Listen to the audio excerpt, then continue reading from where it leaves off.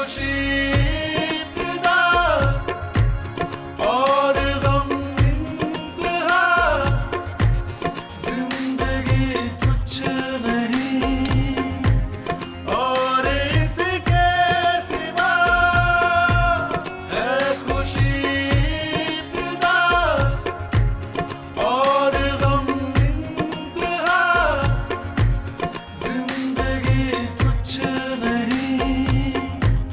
और इसके सिवा। और तुझसे एक नूह जो है वो तो सांभी नहीं जा रही है, दूसरी को लाने की तुझे जल्दी है। आप नहीं जानते मलिक साहब वो कैसे वर्गला के मेरे बेटे को अपने साथ लेके जाने वाली थी। हाँ, वो तेरा बच्चा तो वो पालने में पड़ा हुआ था ना कि उसको वर्गला रही थी। ओए वो बात सुन, जितनी देर तबीयत तेरी ठीक नहीं ना थी, तेरी सिरहांदी खड़ा रहा है, एक सेकंड के लिए उसकी नजर नहीं हटी तुझसे। तो मलिक साहब आप भी तो जानते हैं ना मैंने कैसे जिंदगी लगाई है इसको पालने में।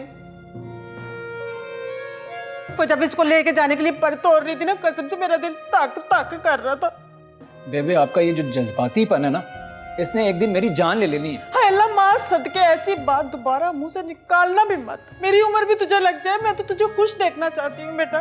हाँ, कभी जीते जी हमारे खुशी के बारे में भी सोच लिया कर। तौबा करो मलिक साहब, कभी खुश ना होना। ऐसे लगता है जैसे मैंने सारी जिंदगी आपको दुख ही दिए, कोई खुशी दी ही नहीं है। और बल्कि वो हर बात को दिल पे ना ले लिया कर। और वैसे भी तुझे अपने पुत्र से इतना ही प्यार है ना, तो कभी उसकी खुशी में भी खुश हो जाया कर। मलिक साहब इसकी हर बात मानूंगी, अपने पुत्र की खुशी में खुश हूं मैं, लेकिन एक बात बता दूं, मंचा के मौजू पे किसी किस्म की कोई बात नहीं सुनूंगी मैं। और छाड़ इस बहस को, चल ए जूस पी। इतनी देर में तूने जो अपना खून साड़ा है ना, उसको बनाने में भी कुछ वक्त लगेगा। पी शाप।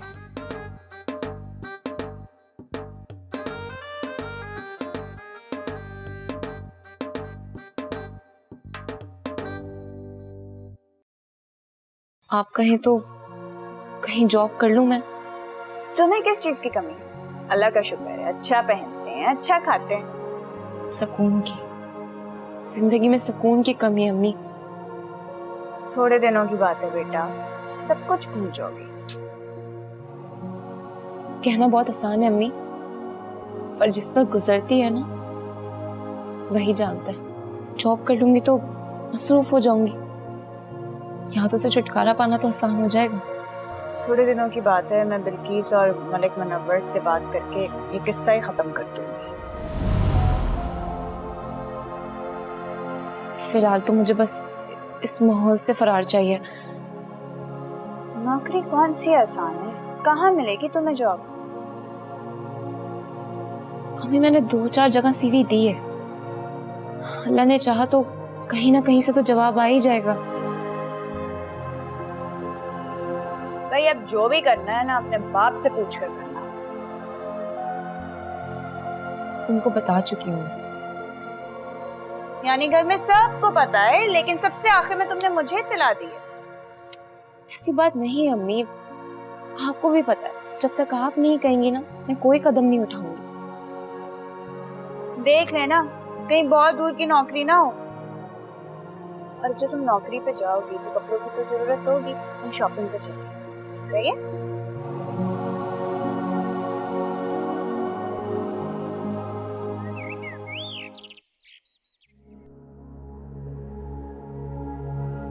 ये लो चाय। Thank you. तुमने बहुत अच्छा किया जो तुम आ गई, वरना मैं सोच रही थी कि मैं खुद चली जाऊं या तुम्हें बुला लूं अपने पास। पर क्या आंटी आपने अच्छा किया कि कॉल कर ली, वरना हम लोग अभी तक अजनबी ही रहते। तुमने जो मुझ पर एहसान किया है ना, उसके लिए तो अल्फाज ही नहीं है मेरे पास। नहीं आंटी, दरअसल मैं बहुत शर्मिंदा हूँ, शहजाद मेरी वजह से हर्ट हुए हैं। अरे बेटा तू नहीं जानती मेरा बेटा कितना मासूम है, दुनिया जहान की तो जरा भी चालाकी नहीं है उसमें, इसलिए हर वक्त मैं उसके साथ रहती हूँ। सर मैं यहाँ पे आने का मेरा एक मकसद ये भी था कि शहजाद से मिल भी लूँ और एक्सक्यूज भी कर लूँ। अरे कैसी बातें कर रही हो तुम बेटा, अगर तुम ना होती तो मैं तो बेखबरी मारी जाती। आओ शहजाद, ये है मेरा बेटा शहजाद। शहजाद ये ही ना बाबर की बहन। अच्छा, तो आप हैं जिन्होंने हमारे घर में आग लगाई है? नहीं, आई एम सॉरी, बल्कि मैं एक्सक्यूज करना चाहती थी कि वाह, पहले किसी के घर में फसाद का बीज बोती और उसके बाद फसल को काटने आ जाती। क्या पॉलिसी है आपकी? शहजाद, ये क्या बदतमीजी है? घर है, मेहमान के साथ इस तरह सलूक करते हैं? मेहमान है वो हमारे। Baby please, by the way, ये सब कुछ करने के बाद आपकी जरूरत कैसे हुई यहाँ आने की? रुको जरा, तुम आज मैं तुम्हें आग लगाने का मजा चखा कर जाऊंगा।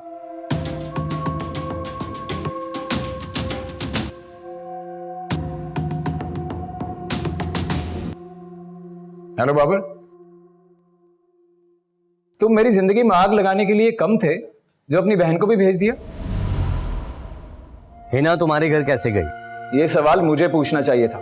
जरा हिना से बात करवाओ मेरी। शहजाद, बंद करो फोन, किसी की इज्जत का ख्याल करो।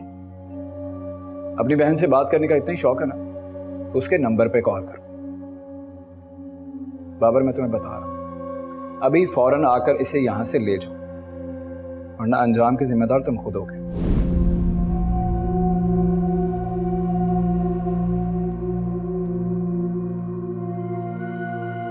आपको बाबर से बात करने की क्या जरूरत थी?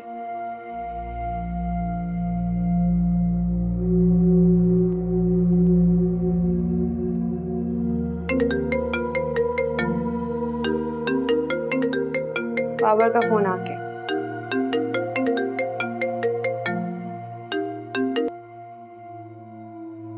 आप वहां किससे पूछकर गई थी? मुझे किसी की परमिशन लेने की जरूरत नहीं है। आप वहीं रुके, मैं आपको लेने आ रहा हूं। तुम्हें आने की जरूरत नहीं है, मैं खुद वापस आ रही हूँ। अगले 15 मिनट के अंदर आपको घर पे होना चाहिए। हाँ, आ रही हूँ।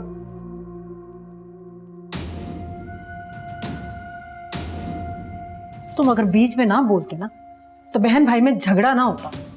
बेबे, अगर मैं चुप हूं ना तो आपकी वजह से, वरना मैं बताता इसे। वरना क्या? खबरदार, फजूल की कोई बात मुंह से मत निकालना। जा रही है वो।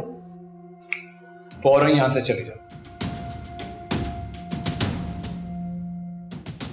कोई बात नहीं आंटी, मैं चलती हूँ।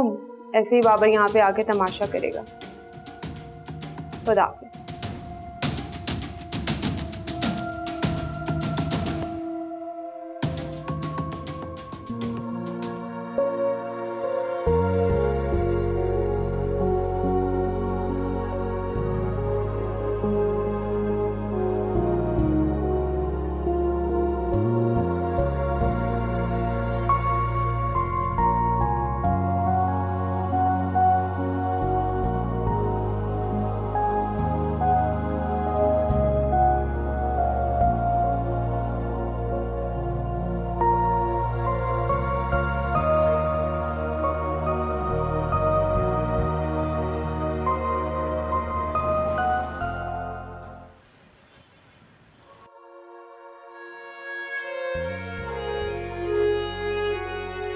आंटी, मंशा सो रही है क्या?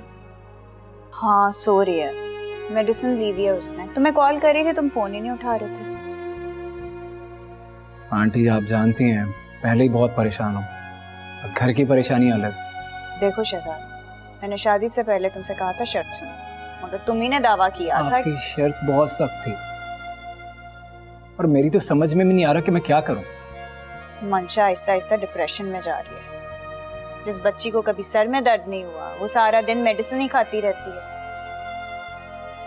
मुझे अंदाजा है आंटी, प्लीज बस थोड़े दिनों की बात है, कोई ना कोई हल निकल आएगा। अगर तुम जरा सी हिम्मत पकड़ लो ना, तो ये सारा मसला हल हो जाएगा। हिम्मत पकड़ी थी, बेबे से बर्दाश्त नहीं हुआ, तबीयत खराब हो गई थी उनकी। और यहाँ हम सब बर्दाश्त कर रहे हैं, इनका ख्याल नहीं आता तुम्हें? आंटी, ख्याल है मुझे, इसीलिए यहाँ आया हूँ। देखो बेटा, तुम दामाद हो इस घर के, ऐसे मेहमानों की तरह आना जाना करोगे तो क्या फर्क रह जाएगा? तुम्हें पता है, डॉक्टर ने साफ कह दिया है कि मंशा को इस माहौल से निकालना होगा, इसलिए मैंने उसको कहा नौकरी कर लो। नौकरी? नौकरी की क्या जरूरत है मंशा को? तो क्या करे, घर में कुर्ती रहे, अपना भी खून जलाती है और मेरा भी। कुछ दिन और ऐसे ही रही ना तो पागल हो जाएगी वो। चलें ठीक है, अगर वो नौकरी करना चाहती है तो मैं किसी से बात करता हूँ। बेटा जो तुम्हारे करने वाले काम है पहले वो तो कर लो, ढूंढ लेगी अपनी नौकरी खुद। मैं चाय लाती हूँ। नहीं आंटी, तकल्लुफ करने की जरूरत नहीं है। वैसे भी बेबे को लेके जाना है डॉक्टर के पास। तुम्हें सिर्फ माँ का रिश्ता निभाना आता है, बीवी का नहीं।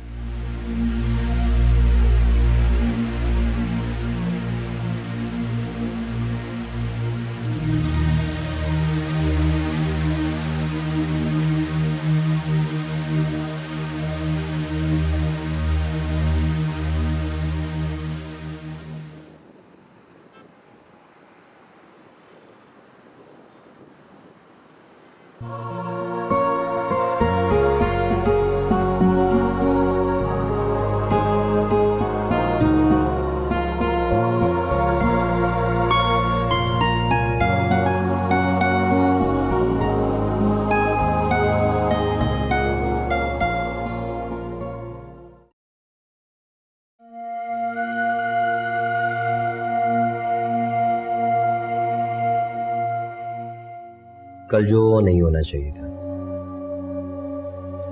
शहजाद और उसकी अम्मी से हमारा कोई लेन देन नहीं है और ना ही कोई करीबी रिश्ता है। आपका वहां जाने बेमायनी था।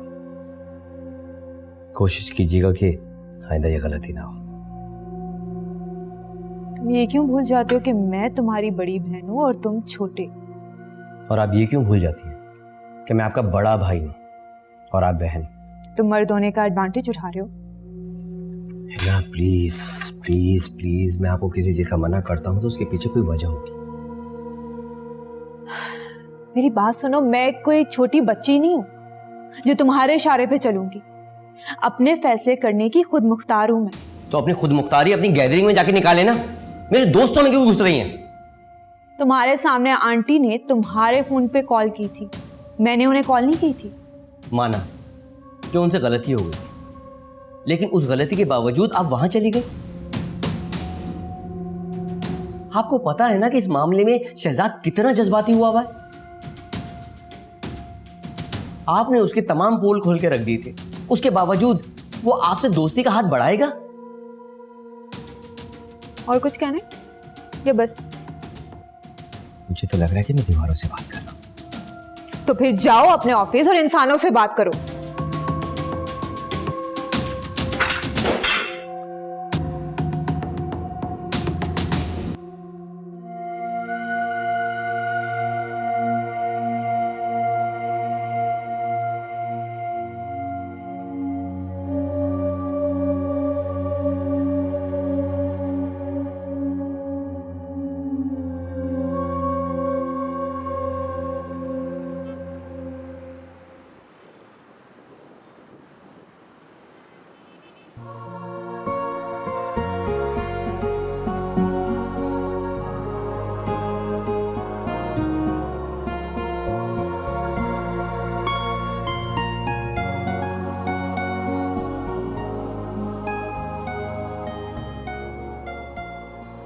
Hello, excuse me.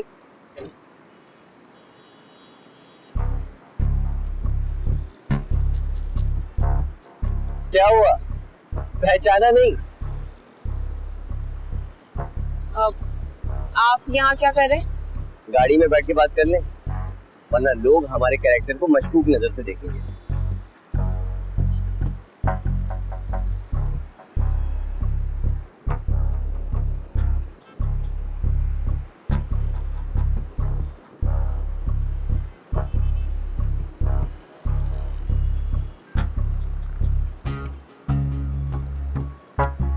तुमने घर ही जाना है ना? जी जी। वैसे यहाँ क्या करना है? वो जॉब है मेरी यहाँ पे, तो इसलिए। पर तुम्हें जॉब की क्या जरूरत पड़ गई? ओह हाँ, समझ सकता हूँ। तुम्हारे जो हालात हैं, जॉब कर लोगी तो कोई अपार्टमेंट रेंट आउट कर लोगी और तुम लोग शादी के बाद फिर रह सकोगी वहाँ पर।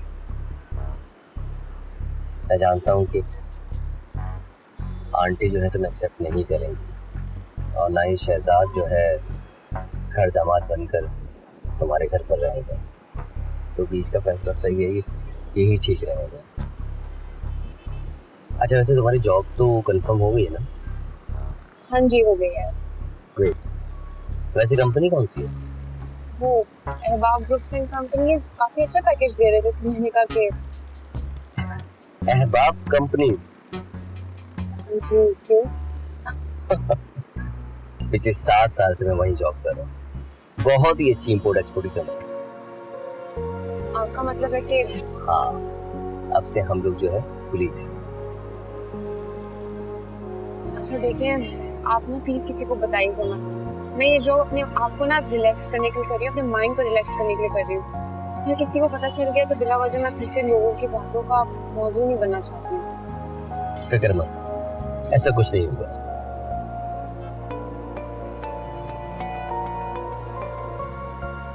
हेलो जी जी अम्मी, आ रही हूँ मैं, बस निकल गई हूँ मैं। ठीक है, ओके, अल्लाह हाफिज़।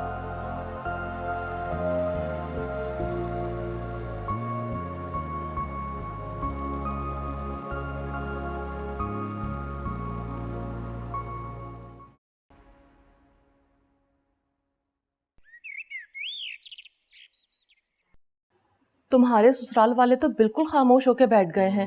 उस दिन के बाद से ना कोई राब्ता ना कोई जिक्र। अम्मी, बाबर से तो मेरी बात होती रहती है। बातें तो अरसे से हो रही हैं। तुम्हारे सामने मंशा की भी शादी हो गई, तुम किसका इंतजार कर रही हो? जब तक बाबर की बहन हिना नहीं थी तब तक मुझे कोई टेंशन नहीं थी, लेकिन अब तो वो हमेशा के लिए आ गई है और उसका मिजाज तो आपके सामने ही है।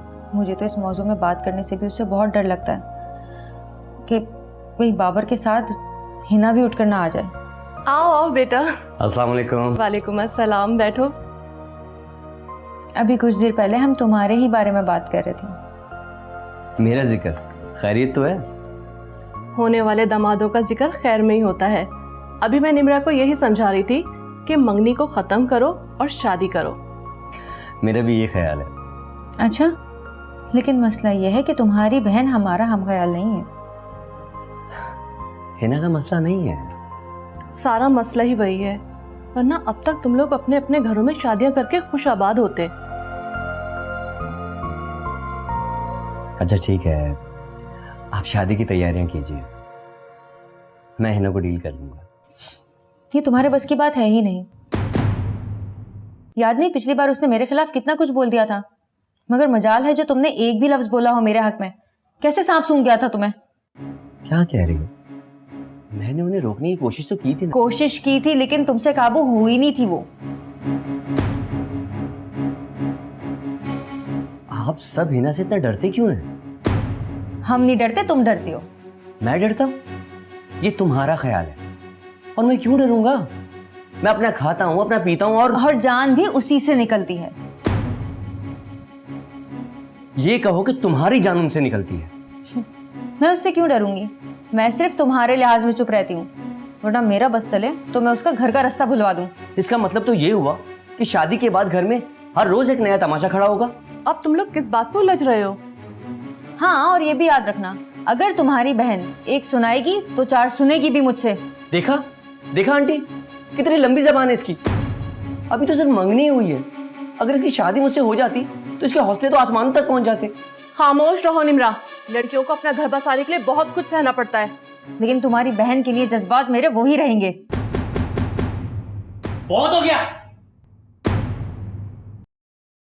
अच्छा हुआ तुमने अपना रंग पहले ही दिखा दिया। अब शादी के बारे में सोचना पड़ेगा मुझे।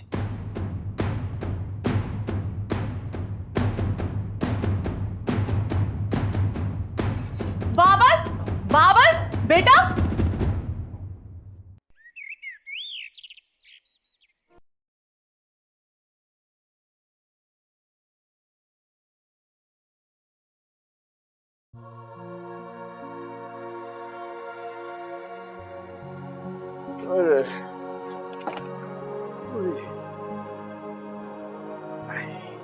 बहुत देर नहीं कर दी तुमने आने में? अरे कोई रिक्शे वाला उधर जाने के लिए तैयार ही नहीं हो रहा था, ऊपर से मंशा को देर हो रही थी। मुंह मांगे पैसे दिए तब माना है वो ऑटो वाला। अच्छा है ना, मंशा भी मसरूफ होगी, इसी बहाने शहजाद का भूत उसके दिमाग से उतरेगा। वो भूत अब हमारा दामाद है। मैं चाहती हूँ कि मंशा अपनी मर्जी से उससे इनकार करे। मुझे ना उसके साथ रिश्ता रखने की कोई चाह नहीं है। दिमाग तो ठीक है तुम्हारा, निकाह हो चुका है मंशा का उसके साथ। निकाह हुआ है, रुखसती तो नहीं हुई ना। पता नहीं तुम्हारे दिमाग में क्या फतूर चल रहा है। मेरे दिमाग में कोई फतूर नहीं चल रहा है, मैं सिर्फ उसका अच्छा मुस्तकबिल सोच रही हूँ। अच्छा, हाल को बर्बाद कर रही हो और मुस्तकबिल का सोच रही हो। तुम्हारी मंतक़ मेरी समझ में नहीं आती। तुम ना अपना दिमाग पर ज्यादा जोर मत दो। मैं हमेशा मंशा के लिए अच्छा ही सोचती हूँ।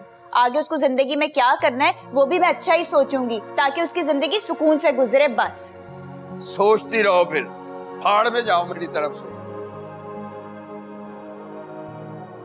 वो गुस्से में रहता है। अम्मी प्लीज, सारी बात आपके सामने हुई है, सिर्फ इतना ही कहना कि हिना से मेरी जान छुड़ा दें। और मैं सच कह रही हूँ अम्मी, अगर हिना हमारे मामले में रही तो मैं ये शादी हरगिज नहीं करूंगी। तुमने खेल समझ लिया रिश्तों को। बरसों लगते हैं रिश्तों को निभाने में और एक पल में टूटते हैं। मुझे कोई परवाह भी नहीं है। बाबर जैसे लावाबाली शख्स के साथ रहना बिल्कुल तलवार की धार पर चलने जैसा है। अगर तुम कुछ देर अपनी जबान पे काबू रख लेती ना तो ये नौबत ना आती। ये नौबत इसलिए भी जरूरी थी ताकि बाबर की मर्जी सामने आती। वो दो कश्तियों पे एक साथ सवार है, ना वो हिना को छोड़ सकता है ना उसकी उससे बनती है। जाहिर सी बात है, सगी बहन है, खून का रिश्ता है, कैसे छोड़ सकता है वो। हाँ ठीक है, तो फिर मुझे छोड़ दो। मैं तंग आ गई हूँ उसकी इस दोहरी शख्सियत से। कैसी फजूल बातें कर रही हो तुम। खुद को रिलैक्स करो और बाबर को फोन करके सॉरी करो। मैं और बाबर से सॉरी? इम्पॉसिबल। बेटा अभी समझाया था, मसलहतन कुछ चीजों को बर्दाश्त कर लिया करो। अम्मी प्लीज, मैंने बहुत बर्दाश्त कर लिया, अब और बर्दाश्त नहीं कर सकती, बहुत हो गया है। इस रिलेशन को बचाने के लिए कुछ तो करो। मुझे अब किसी भी रिश्ते की कोई परवाह नहीं है। और अब अम्मी प्लीज मेरे पीछे बिल्कुल भी मत आइएगा।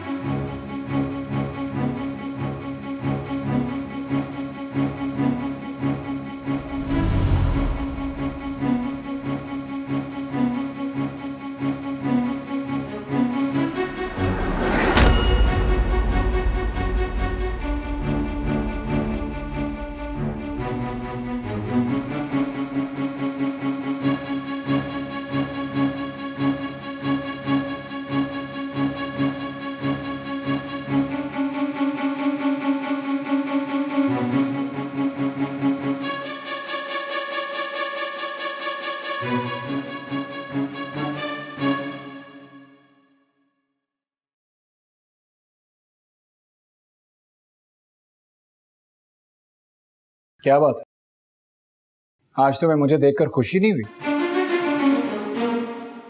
और चेहरे पर परेशानी भी है? सब खैरियत? नहीं नहीं, ऐसी तो कोई भी बात नहीं है। मैं तो आपका इंतजार कर रही थी कब से। इंतजार कर रही थी, वो भी रोड पर? वो असल में मैं जरा से काम के लिए ना बाहर गई हुई थी। क्या मैं जान सकता हूँ वो जरा सा काम क्या था? आप बैठे ना, मैं आपके लिए पानी लेके आती हूँ। एक गिलास पानी से मेरे अंदर की आग नहीं बुझेगी। बाबर से क्या रिश्ता है तुम्हारा? लगता है आपने मुझे बाबर के साथ आते हुए देख लिया है। देखिए, मैं आपको कल कॉल कर रही थी, आप मेरा फोन ही पिक नहीं कर रहे थे। मैं तो आपको कब से बताने की कोशिश कर रही थी कि मैं... लेकिन तुमने जॉब स्टार्ट कर ली और अपने शौहर को बताया भी नहीं। ऐसा नहीं है, आज फर्स्ट डे था मेरा, बस। और तुम्हें अपने शौहर की जरूरत नहीं पड़ी, बल्कि अपने दोस्त के मंगेतर की जरूरत पड़ी। कैसी बातें कर रहे हैं? आपके सिवा मुझे किसी और की जरूरत नहीं है। तो फिर अपने मफादात के लिए दूसरों का इस्तेमाल क्यों करती हो? ऐसा नहीं है, मैं मजबूर थी। अच्छा, आप ये सब छोड़ें, मैं आपको सब बाद में बता दूंगी। बाद में नहीं, मुझे आज जानना है और अभी जानना है। अभी बताओ मुझे क्या हो गया है? क्यों चिल्ला रहे हो मेरी बच्ची पर? अम्मा आप अंदर जाए। देखिए, मैं बात कर रही हूँ ना शहजाद से, मुझे बात करने दे। मैं यहाँ से क्यों जाऊंगी? ये मेरा घर है और मैं बर्दाश्त नहीं करूंगी कि कोई मेरी औलाद पे चिल्लाए। आंटी प्लीज, एक लफ्ज जो अब और बोलो ना तुमने। अम्मी खुदा के वास्ते आप कमरे में जाए, मैं बात कर रही हूँ ना।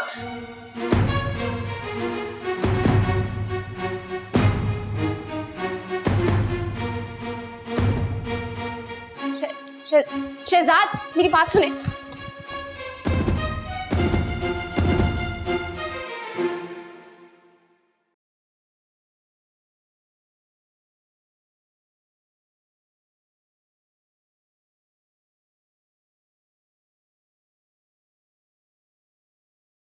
तुम्हें उसको बोलने का मौका तो देना चाहिए था ना, पता तो चलता शहजाद मंशा से लड़ने क्यों आया है।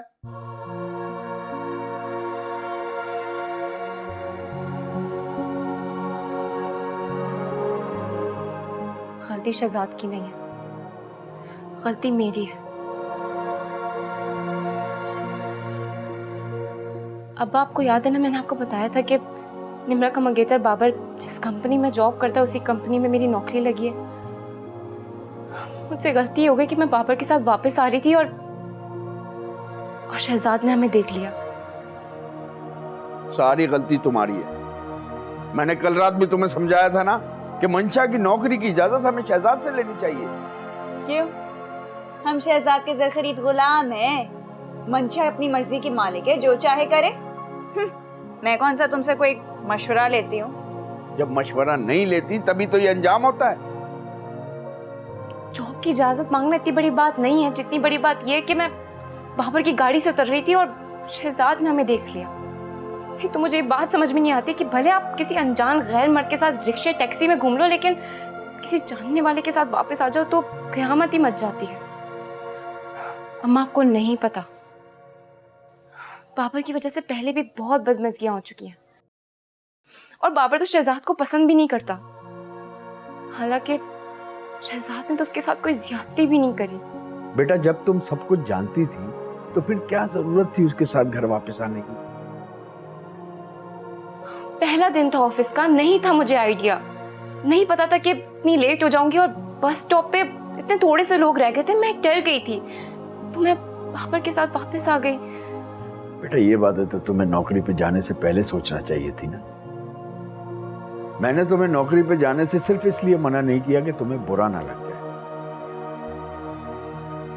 वरना सच पूछो तो मुझे तुम्हारी इस वक्त जॉब पर जाने की जरूरत समझ में नहीं आई। तुमको वैसे भी ना हर बात देर से ही समझ में आती है मुस्तकीम। माँ, आप बिल्कुल ठीक कह रहे हैं, सारी गलती मेरी है। तुम्हें कभी अपने बाप की बात समझ में आती, कभी शहजाद की, लेकिन मुझे तुम्हारी मंतक समझ में नहीं आती बेटा। तुम खामखा की बहस कर रही हो। मसला ये है कि शहजाद अगर गुस्से में गया है तो उसे मनाना समझाना हमारी जिम्मेदारी है। क्या तुम्हारा ख्याल है कि मैं अब शहजाद को मनाने उसके घर जाऊं? एक तो तुम हर चीज की जिम्मेदार खुद बन जाती हो, तुम्हें कोई जरूरत नहीं है कहीं जाने की। ये काम मंशा का है और मंशा अपना काम तुमसे बेहतर जानती है। जाओ बेटा, जाके शहजाद को फोन करो। वो किस तरह तुम्हारी बात समझता है ये तुम बेहतर तौर पर जानती हो।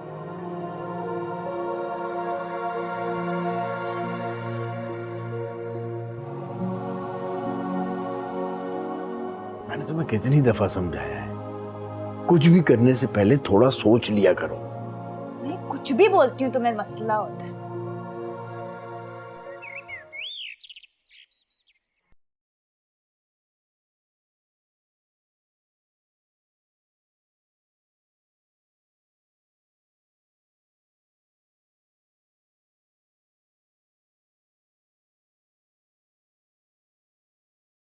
अगर तुम ये समझ रहे हो कि मैं तुमसे हमारी पिछली मुलाकात की माजरत करने आई हूं, तो ये तुम्हारी भूल है। झगड़े में कुछ कहना बाकी रह गया था या फिर कोई पुराना कर्ज चुकाने आई है? आपने मंशा को जो पिक एंड ड्रॉप की सर्विसेज देना शुरू कर दी, आपको उसी की मुबारकबाद देने आई हूं। अच्छा, तो ये न्यूज़ पहुंच गई अब तक? खबरें तो सारी मिल जाती हैं, मगर करने वाले शायद ये समझते हैं कि दुनिया की आंखें बंद हो गई हैं और वो जो चाहें कर सकते हैं। देखो, हमारे दरमियान में झगड़ा था, इसीलिए मैं तुम्हें नहीं बता सका कि मंशा ने मेरे ऑफिस में जॉब ज्वाइन कर ली है। ये सारी खबरें मुझे मिल चुकी हैं। आप प्लीज मुझे कोई ऐसी खबर देना जो अभी तक मेरे इल्म में ना हो। तो ठीक है, अगर तुम यही दावा करती हो कि तुम्हें ये सब पता है, तो फिर यहाँ जानने क्या आई है? मैं आपको सिर्फ इतना बताने आई हूँ कि मंशा को ड्रॉप करके तुमने उसके घर में एक बहुत बड़ा फसाद डाल दिया है। क्या मतलब? मैं समझा नहीं। पहली बार ड्रॉप किया था, शायद आखिरी बार, और आखिरी में ही ड्रॉप सीन हो गया। तुम दोनों को इकट्ठा शहजाद ने गाड़ी में देख लिया था। पर तुम्हें ये सब किसने बताया? शहजाद ने? मैं अपने फ्रेंड्स के शौहरों पे नजर नहीं रखती।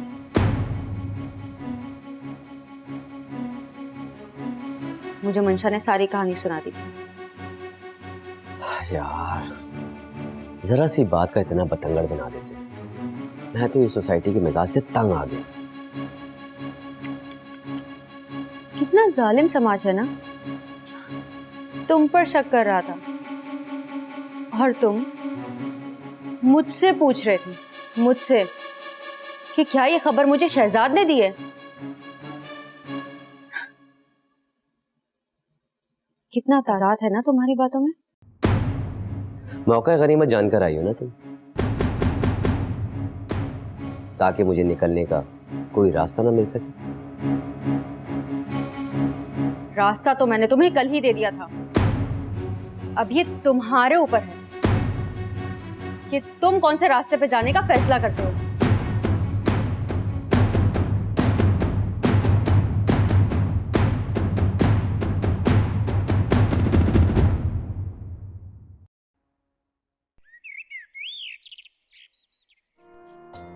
मैं हूँ जिस हाल में मेरी तकदीर है, जाने इस कैद से क्यों निकलती नहीं।